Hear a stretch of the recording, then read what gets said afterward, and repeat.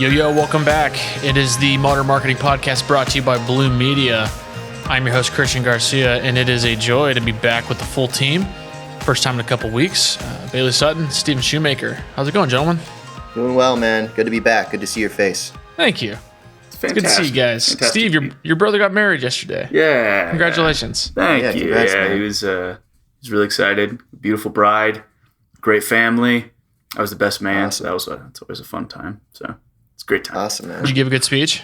I did actually. I butchered the last best man speech that I did, so I swore I'd never do that again. I only gave myself bullet points last time, but this time I wrote it out word for word and practiced it a couple times.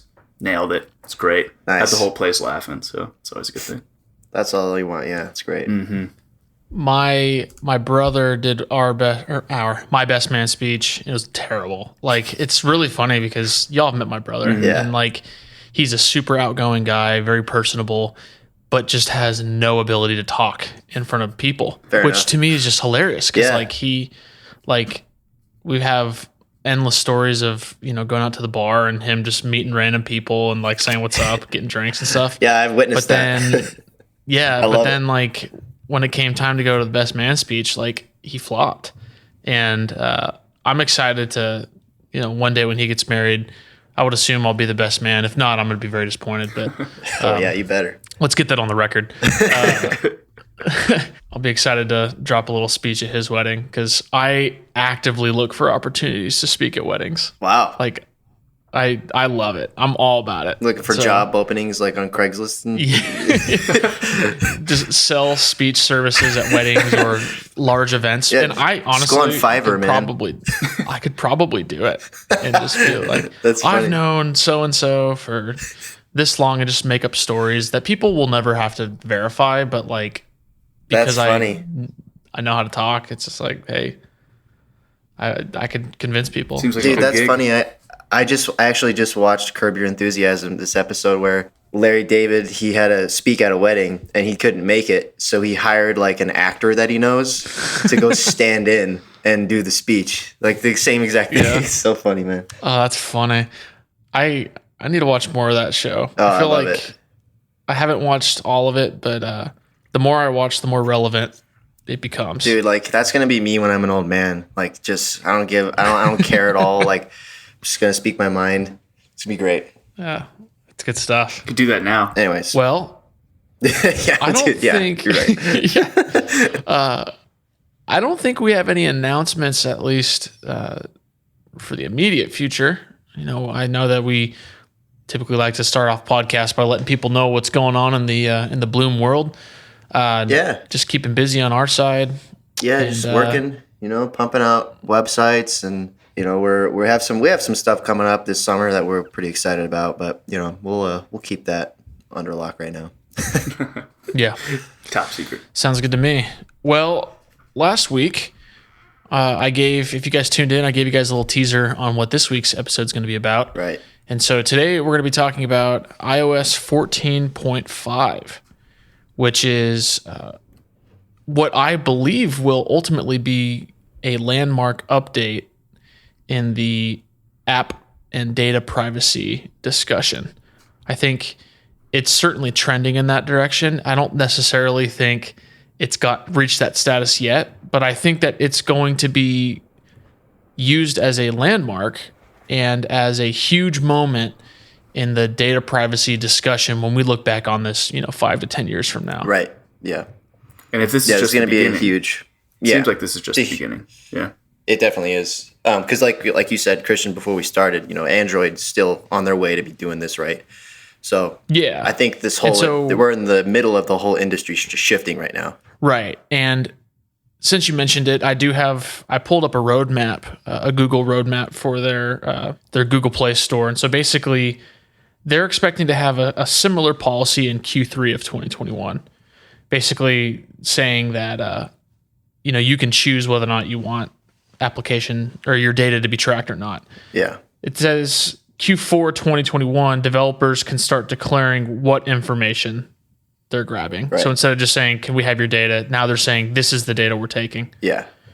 And then in Q1 2022, users can start seeing that section on Google Play. And then for Q2 2022, there's a deadline that all existing apps have to declare everything. Really? And so that's more of a developer guideline. Right. And I ran into this pretty recently because when 14.5 came out for iOS, I work for a software company and we have mobile applications. We had to put in a little, not a dialogue, like a pop-up when you log into the app that says this app may be tracking your location data in the background.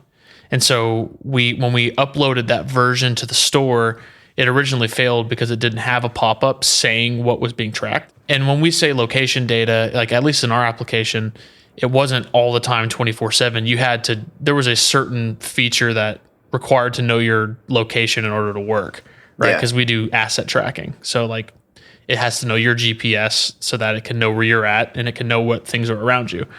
But it was a really interesting discussion because the store will reject apps, at least the Apple Store will reject apps that don't make that information like publicly available in your app, which I think is fascinating. It is. Yeah. Yeah. My thoughts on, man, I have a lot of thoughts on this, and they kind of tie back into I keep referencing it, but my previous episode on the blockchain and marketing. And I think these I view these companies as dinosaurs. They are scared. They're really scared because people are waking up to their privacy and waking up to what is going on in the background. This whole thought that if the service is free or the product is free, then you are the product, right?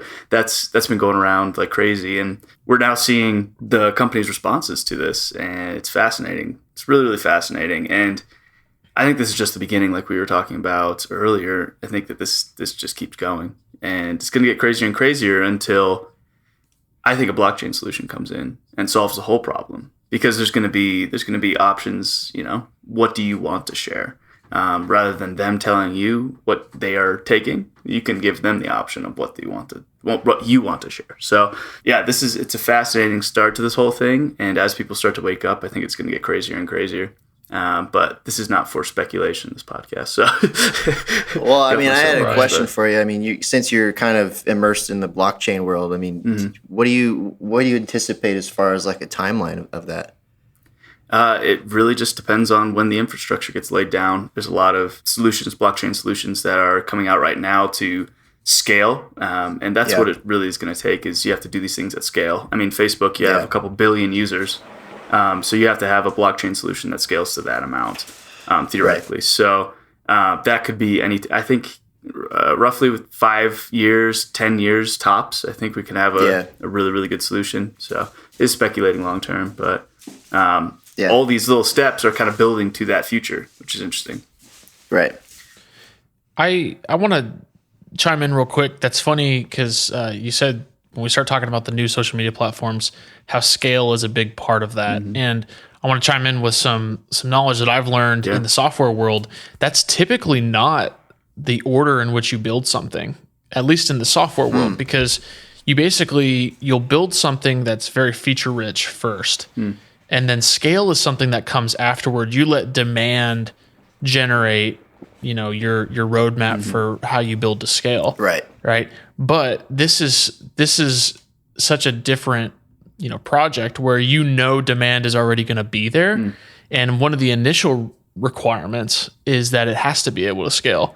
So I just thought that was an interesting, not a reverse order, but if you know you're going to be building something that a lot of people are going to be using, you're going to prioritize scale early on in your development process, and you may forego releasing something until you can support that for sure. Totally, which is not typical software development practice. Well, inside the blockchain world, we have Bitcoin, which is kind of base level blockchain, and then Ethereum came around, and they allowed people to do apps on top of it. So when we talk about social media apps, when we talk about privacy centered apps like that, people tried to do it on top of Ethereum, but the gas prices to run the networks were too high.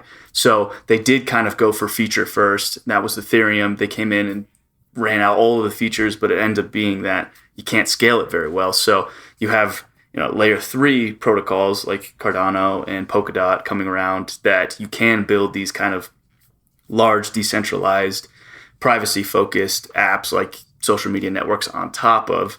more long term. So it did kind of follow that feature first model. We're just finally seeing a model that's they're able to run something bigger on, which is fun to see over the next couple of years. So I actually think we probably should have started with this instead of getting around to it. But for those who are not on the iOS 14.5 update, or you might be in the Android world, I think it's important to go over exactly what 14.5 actually has. Yeah, I apologize. I bring everything back to the blockchain because I'm kind of obsessed, but so you're a blockchain junkie over here. Yeah. Hey man, we always go back to the things we're comfortable talking about. Yeah. But I think it's important, and I know I mentioned this a little bit in the last episode, but there were a couple things around the edges, like if you haven't seen it, Apple revealed their competition to those tiles, those little Bluetooth tags. Oh yeah, that's right. So it had some support for the new I don't remember what they were called. AirTags? Yeah, that's what it was. And then they also had another feature where you could unlock your phone from your Apple Watch. So that way, if you're wearing a mask, you don't have to worry about Face ID, which, dang it, if that would have been available a year ago, that would have been massive, because that was my least favorite part about wearing a mask. Like, eventually I kind of got used to it, but I was like, I use Face ID to unlock my phone probably 70% of the time. Yeah. And I would have loved to have had that feature, because I wear my Apple Watch almost all day. My problem was the sunglasses. I couldn't unlock my phone wearing sunglasses. It would piss me off. Especially when I'm driving. I have 2 or 3 different pairs of sunglasses that I cycle through. 2 of those I have face recognition on. One of them, it just can't figure it out. Yeah. Which I thought was like, funny. If it can see your eyes a little bit, if the lenses aren't too dark, you can get away with it. But I'm like sitting there like all day long lifting my glasses. It's a first world problem, but that's all right. One of the other features in 14.5 was they added a bunch of new Siri voices. Which I think you guys have ridden in my car. My truck has CarPlay, and one of the underrated things I think everybody should do is change their Siri voice. I changed mine to the voice of an Australian woman, and like it's not really a huge deal. Like it's not like changing my life drastically, but it's like, we live our lives and we go through the tedious day-to-day stuff. Sometimes you got to throw a little sweetener in there somewhere. It gives your life a new aesthetic in your daily routine, like a new little theme. Break the monotony. And then you meet people, and then they are like, who is this guy? Who is this guy? It's like people start asking questions, and it's just like, I don't know. Sometimes I want to put on directions and just hear it. That's the only reason. You know where you're going. Woman. You just want to hear the direction. Yeah. My wife has a British guy, and at first I was like, oh, this is kind of weird. I feel a little uncomfortable. Intriguing. Yeah. She's into a robot. Shoot. When they first came out with the Siri, I always thought that they should have a voice option of. You guys remember Jarvis from Iron Man? Mm-hmm. Of course. I always thought it'd be cool to have like a Jarvis option, like partner with Marvel, and then have Jarvis as a voice option. That'd be awesome. Well, I know I'm not going to go down this rabbit hole any further, but no. But we'll get into how this affects marketing in a minute. Right. Call of Duty used to have announcer packs. I never played the Call of Duty that had them, but I think you could get like a Snoop Dogg announcer pack. So I'm like, it'd be tight to have a Snoop Dogg Siri. Yeah, that'd be sick. So you guys know Waze, right? The map. Yes. Yeah. You can actually have a Jarvis voice on Waze if you'd like. Really? Oh, really? Well, I'm using Waze then. We probably should be using it anyway. Waze is great. Yeah.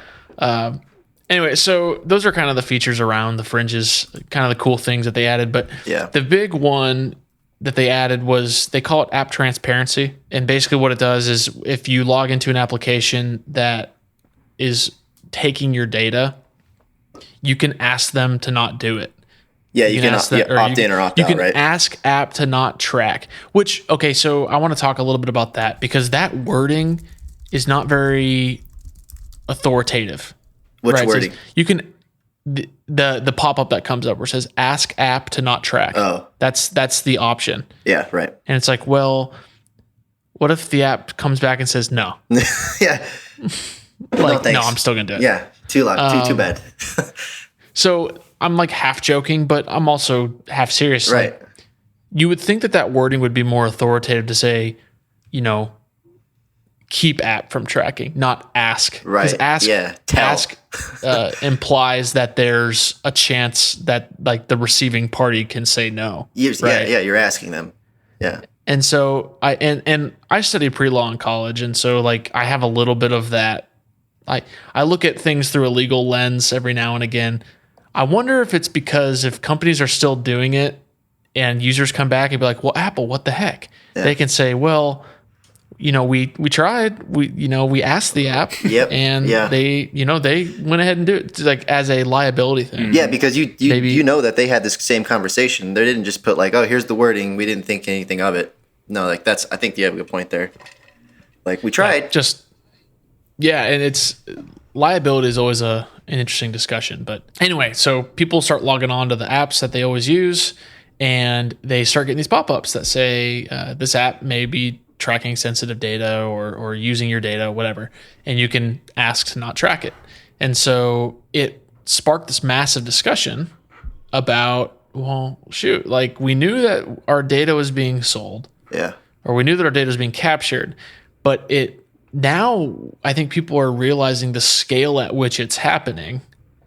And just like I'm logging into apps, like I'm trying to remember that, like I don't use a ton of apps on my phone. I'm pulling my phone up because I know that there was one app that I logged on to that I was like, really? They're tracking my data? And it was like, maybe it was like the Starbucks app or something where it's like something where it's like, you would think, okay, I get it for Facebook and Instagram, but like Starbucks? Like DoorDash? Yeah. Like, why are they doing it? And my question is, who is saying yes? Like, yes, track me. Yeah. Marketers, probably. Yeah, right. But like the average consumer, right? Like who's like, yeah, right. Yes, that's what I want. And did you guys see the little threat that Facebook did? If like, it's like keep Facebook free. If you say no, we're gonna have to start charging for this. Yeah, it's gonna be a monthly thing now. Instagram did the same thing. I would be so down because then I would finally have a concrete reason to get off. Oh yeah, true. Especially our generation. I think we've all kind of gone through this discussion at one point. Do I want to delete my Facebook or do I want to delete my Twitter or my Instagram? Right. And for me, like on Facebook, and I feel like I can speak for a lot of people my age, late 20s. We still have it just to keep, tabs on people, right? Especially me and Facebook is just to keep track of family. Yeah. That's it. Just to see what my family's up to. I can't tell you the last time I posted. What do you mean? You don't go to Facebook for the juicy memes? Believe it or not. You don't spark arguments in the comments? What? That was when I was younger and more wild. Each at our times. Crazy. Yeah. No, but like I feel like a lot of people are still on Facebook for that exact reason because they just want to keep up with family, which is a perfectly legitimate reason. And they don't post, and I don't really do anything on Facebook. But if it became a paid service, then it would be like, wow, this is the easiest decision I've ever made. I'm just gonna leave. And that might be for the better. I could see it kind of having a little LinkedIn kind of aspect of the paid version. Premium. Yeah, the premium, you get a little bit more access to people like job titles, that kind of thing, like sales navigator kind of thing. Mm-hmm. That's a good parallel. Yeah, opening up more features. Right, yeah. Yeah, absolutely. Yeah, that may be the way they do it. Free and premium services are interesting to me because it's a lot more cut and dry for something like Spotify. Yeah. Where it's like, oh, the free version, you just have to watch ads. Yeah. And it's like, okay, I mean, I understand Black and white, yeah. Right. Same thing with like YouTube, right? YouTube is free, but every time you get on your phone and you open up YouTube, I think literally every time it's like, try YouTube Premium. Definitely. It's like, no, I'm not going to try freaking YouTube Premium. Stop. Yo, I actually don't want to do this. It's amazing. As someone who watches like an excessive amount of YouTube, which is probably unhealthy, it's very good. It's very good. For someone like you, I think it's worth it, yeah. It makes sense. I spend a lot of time on YouTube, sadly. But I think it's good. I can just lock it. I mean, no, it's good. There's probably a better way. I could probably be reading. It'd probably be a better use of time. But you can lock the phone. You can lock the phone or close it out, and it'll continue to play through my AirPods. Yeah. So you can kind of treat it like a podcast. Because there's lots of like 20-minute plus videos, and the no ads on the phone is really nice. There's some good features. Is it worth $15 a month? Probably not, but yeah, it's a lot. It is, yeah. I mean, I don't know. I don't really. And they also do a music app in there as well, so you get like a Spotify replica or something. But. Right. Yeah. I have a hard time. Like, I don't want to stack onto my other subscriptions, you know. Yeah. And I just go on YouTube to watch car reviews. So I'm fine with ads. You know what I mean? You get the Valvoline ads? Yeah, that's fine. Yeah, I think it's interesting because, yeah, like YouTube and Spotify, you can classify those as, okay, if you don't pay for it, you just have to watch ads, right? And then Spotify will always do it's been years, maybe more than 10 years since I've used Spotify free, but they would be like, the next 30 minutes are paid for by, are ad free thanks to whatever, right? And so the ads are a little bit more upfront in your face. You're making that transaction, right? You're saying, okay, I'm getting YouTube, I'm getting Spotify. In return, I'm maybe watching ads, right? Or I'm just going to let them run. Or you're watching the Joe Rogan Experience. Right.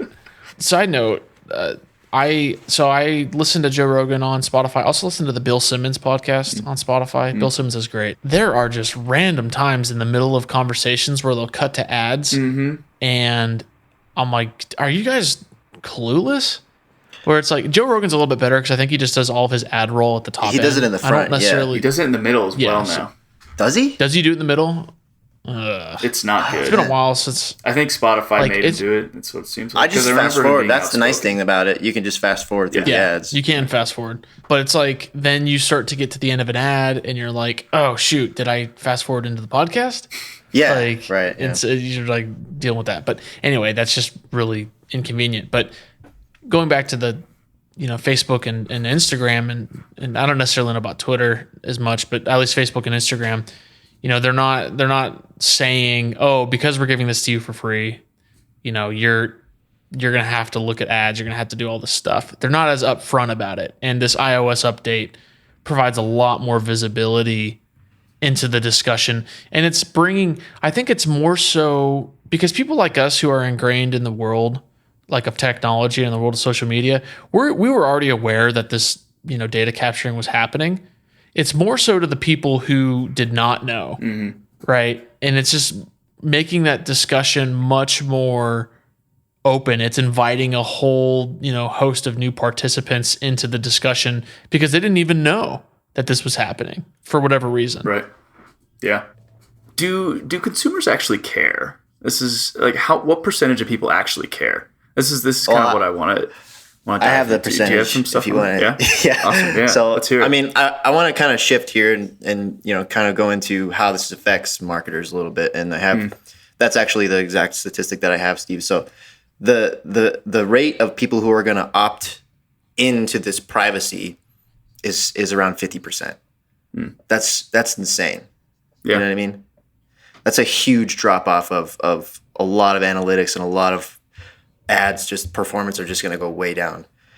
So, 50%, it seems like that's the kind of a lot of agencies that they're foreseeing that. So, yeah, it's fascinating. I mean, and effectively that cuts audiences in half.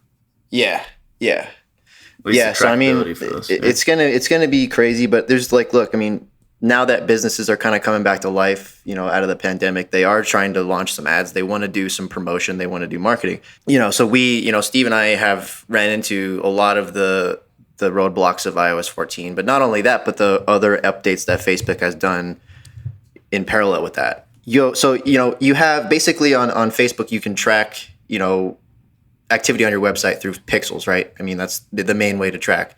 So as right now, well, before you could place as many pixels as you'd like on your website, but now with the iOS 14 update, you're only allowed to place 8 pixel objectives on a single domain, which that'll reduce the data you can collect. It's insane. So makes you prioritize. Yeah. Which ones you want. So I mean, Steve, we've kind of seen other ways. Like you can look at other resources now. I think that's going to be I think that's going to be a trend of new tools coming out to track, third parties outside of Facebook. Mm-hmm. So, I mean, we've used Google Analytics. I mean, that's still a huge part of tracking. So you can still see the pixel activity there on the back end of your site. It just kind of divides it up because traditionally you could go onto your Facebook Ads Manager and see, exactly where people and what people are doing after they leave from your ad. So it gave you a lot more data in the same place, like what you're saying. So using something like Google Analytics, you have to understand how to set up events and conversion events and things on your Google Analytics to then reflect back. Yeah. So there's a lot more, like you have to work your way around this. And what's the thing that's crazy to me, like with my research and just reading around and watching some videos, and I've actually noticed this on Facebook Ads Manager. So in Facebook, you usually had a 28-day attribution window. So you could see all the conversions, all the activity, all the purchases, all the views, everything in your ad running for the last 28 days. They've now shrunk that to 7 days. And that's only for people who opt into the tracking. So if you opt out, those 7 days, there's nothing. You know what I mean? So there's no data from opt out through. So there's now with the 7 days, that's also being changed as well. Again, so now they have a 1 day model data. 1 day. So it's like, this is really shrinking. Yeah. It's insane to see. For someone who's not coming from as educated of a marketing background as you guys, so you guys are in it every day. You're living the changes, right? Do you think that the solution to this, because this is a problem for marketing, right? It's changing the way that digital marketing is being done. Is it going to be, do you guys think it'll be a new product? Are firms going to have to get smarter? Are we going to have to accept the fact that we're just not going to have as much data and there's just going to be a larger margin of error? Like, what do you guys think, like, the practical outcome is going to be? Because I think we're still on the early edges of this, but, years from now when we look back, obviously we'll have the data to be able to say exactly what happened. But what do you guys anticipate will happen especially with digital advertising? Yeah. I don't think that it's not going to destroy Facebook's model for digital advertising. I don't think it's going to do that. I think what's going to happen is my theory. It's going to be harder to track conversions on Facebook, period. It's just going to be more difficult to prove that this ad dollar tracked into this conversion. So what marketers, I think, are going to do, and what I'm going to encourage our clients to do, is to switch to a platform where you can actually prove exactly where your ad dollars are moving into conversion. So something like Google Ads is not really changing. People are still using Google, so they're still going to be able to track it. I think that's the shift that we're going to see. People are going to move to where, or marketers are going to move to where they can prove their ROI, and that's just going to shift ad dollars out of Facebook and drive down prices for Facebook ads to the point where marketers are okay with not knowing exactly the step-by-step path that the customer took. It's just an ebb and flow. And right now, I think, we're going to move to other places like Google Ads or, LinkedIn or, other spots to advertise. Yeah. I think that there's going to be a lot of, we're going to look at a lot of other resources, but really we have to have a meeting with like all of our clients who are still interested in doing paid ads on Facebook we need to like go back to the drawing board and reset our goals. So we don't want to, say anything, we want to make sure that they know exactly what to expect, you know what I mean? With this new update, with the new, limit of reporting data. So we just need to really reset our goals and adapt, but I think you're right, Steve, it's going to drive down the price of Facebook ads greatly. Yeah. And I mean, we had this conversation briefly with one of our clients that was running an ad right through the center of this. And the conversation was like, hey, we don't know people's emails, don't know people's names, really. We don't know. We can't track the individual across, Facebook to the website anymore. What we can do is go on Google Analytics and show you that, hey, this lead came from the Facebook ad to the website, filled out a form. That's a lead.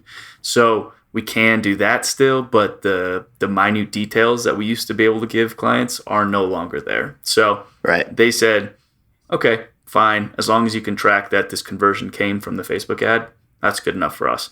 So some clients, it's going to be fine, but other clients want that wealth of data, and it's just going to have to shift to a different platform if they still want that. So.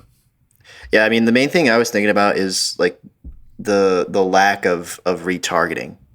You launch an ad on Facebook, you launch a brand awareness ad, a video ad with that call to action to learn more, with all that activity that used to be able to be tracked on the website for retargeting purposes on Facebook. I mean, I kind of see that as becoming obsolete. You know what I mean? At least on that platform. Yeah, it's tough to say. Seems like that's where it's going. So I know you guys mentioned a couple of alternatives like Google Analytics. Obviously, people are on Google all the time. I'm curious because I saw a billboard on my way home, which is funny because billboards are still effective marketing tools. Absolutely. Right? For DuckDuckGo. Yeah. There's a lot around Denver as well. Yeah. I'm curious because if you start to see the user base of DuckDuckGo, which to me, it's like, how can you, from a name perspective, how can you even say like, oh yeah, I use DuckDuckGo and like feel good about saying that company name? I think it's terrible. It's good because it's weird. I think that's their whole thing. Yeah. It's like GoDaddy. That might be, that's a weird way. name. Yeah. And I mean, they offer a weird service, that, isn't necessarily something that consumers are used to. So a weird name. I think they need to shorten it for like, you should duck it, right? Or instead of Google it, you got to duck it or something. They need some kind of catchy idea. Some kind of catchy Google it, knockoff or something. But I got you. They'll get there. But excuse me for not knowing the full business model of DuckDuckGo, but it's basically a search engine that doesn't track your search queries, right? Yeah. Is that the gist of it? That's about it. Basically, I think so. Yeah. I'm gonna look it up just to make sure, because like I've said, I've seen it, and I want to make sure that I'm not. Yeah, DuckDuckGo is an internet search engine that emphasizes protecting searchers' privacy and avoiding the filter bubble of personalized search results. So yeah. It's funny that you guys have said that you've seen billboards in Denver as well, because I see one on my way home. It's like a revolving digital billboard, and that's like, I just wonder, because if that starts to take off and if that becomes a true competitor search engine to Google, digital marketing is in for a rude awakening and a complete reimagining of what it means to do marketing digitally. Yeah. That's huge. And it's like, I mean, but that's kind of the life cycle of business though. Mm-hmm. I mean, people raised horses, and bred horses, and then the car came along, and then it's not like this hasn't happened before. It. Yeah, and we'll be fine. We'll be all right. We'll have to do an education process and relearn some things and adjust, like I said. But I think, it's nothing we haven't seen before. That's the nature of the digital world, though. It's constantly changing, and this is kind of going back to what I was saying before. I think this is an on-ramp onto blockchain technology. I think it's really an on-ramp onto that, because, we limit down these giant tech giants' ability to track, and then it's giving power back to the people, in my opinion. But going back to DuckDuckGo, they still offer ads. So I can look up, a coffee shop near me, and I still have ads for those keywords. Mm-hmm. So they can still do keyword searches, but they're just not following you around on all the different websites to, give you ads on the sidebar and things like that. So there still is some keyword research and, keyword targeting being done. So there is still opportunity for, marketers to jump in there, but not as in depth, not as much data, so. Right. Yeah. If we keep moving there, there's still something. Yeah. I mean, I don't think people should be scared to advertise. I mean, this is going to, kind of get rid of some of that Facebook saturation and, look at other platforms now. I think TikTok is a great place to advertise. So, I mean, I know the data privacy goes a long way outside of Facebook, but I think it's a good opportunity to learn other platforms and master that. And I think what this discussion is really bringing to me is really at a philosophical level. What does it mean to market to somebody? Yeah. Like, what is the actual end goal of marketing, right? Is it to raise brand awareness? Is it to, convert leads? Is it to do, just to make people aware of who you are, right? Yeah. And I think if you look at that philosophical level or that very like foundational level of marketing, right? You're always going to find ways to do it, right? You're going to find ways to adapt to the digital world. You're going to find ways to adapt to the new digital world. And we found ways to adapt last year with, webinars replacing conventions and online taking a huge step forward, online advertising, I should say, because people weren't going to stores, right? Yeah. They were doing everything online. So, marketers have adapted throughout time.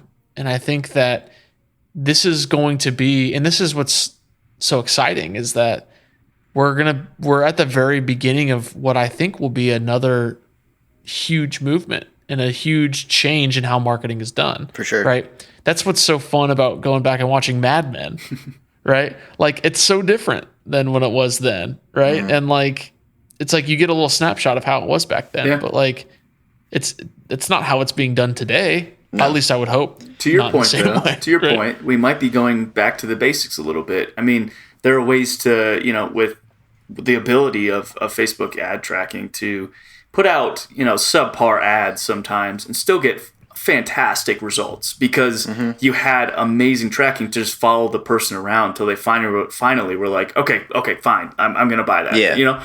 But we had the ability to do that in the past, but so maybe we're going back to the basics, and maybe that's a good thing. Maybe we have to actually, really hone in on creating an attractive ad that hits the person the first time and convinces them to make the purchase or, take the plunge, whatever the call to action is. Maybe that's the direction that we're moving. Yeah. And maybe that's a good thing, Yeah, I agree with you. I think we've moved away from the focus on like the creativity of the ad.